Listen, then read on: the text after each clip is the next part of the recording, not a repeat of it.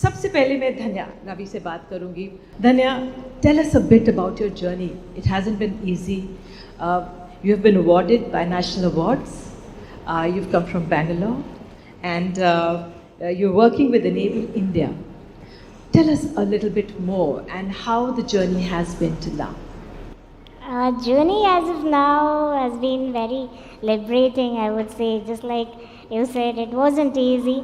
I come from a very traditional rural background. I hail from Kerala and I've been brought up in Bangalore.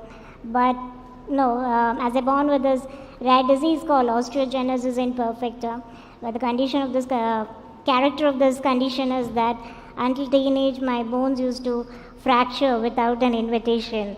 And until teenage, I've gone through more than 200 fractures, and coping with that, my childhood has always been more with the hospital, and I could not get into a mainstream schooling due to the lack of awareness in at my home, as well as in the special schools, as well as in the mainstream school. So I done my academics at homeschooling. So growing up as a child, I think in our life, one of the most beautiful phase is always childhood.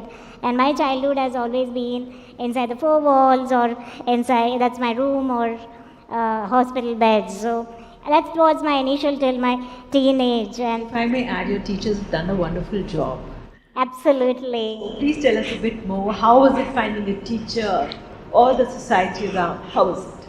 Thank you, Nidhi, for bringing this question, because whatever I am today, it is because of volunteers, I would say, and that is something we really need to have more in our country.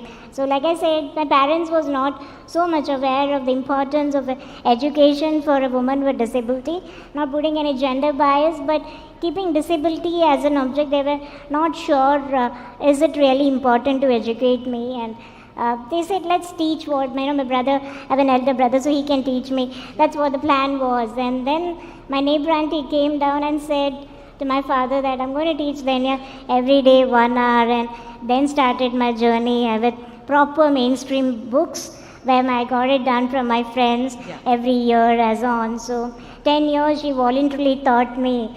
So looking back, I would say now I don't regret of not going to the mainstream school, because she was one among 10 teachers, I would say. There's a lot that I learned more than academics. So Tanya, let's take this program forward now. Absolutely. I think I like to ask Nipun this question, because today morning I came with my friend, he's a volunteer and a very good friend of mine. So when I came with the airport and all the scanning and all of that, I was just thinking, when will actually get rid of this as a wheelchair user? How can we break these kind of barriers? And Nipun, I think you are one who always came up with the solutions, or spoke for the community. And there's a lot that you have brought down, like Amazon app and X-ray scanning at the airport, security, GST, and many of that. So can you just provide some more, how we together as a collective work on this, and how did you get started with that?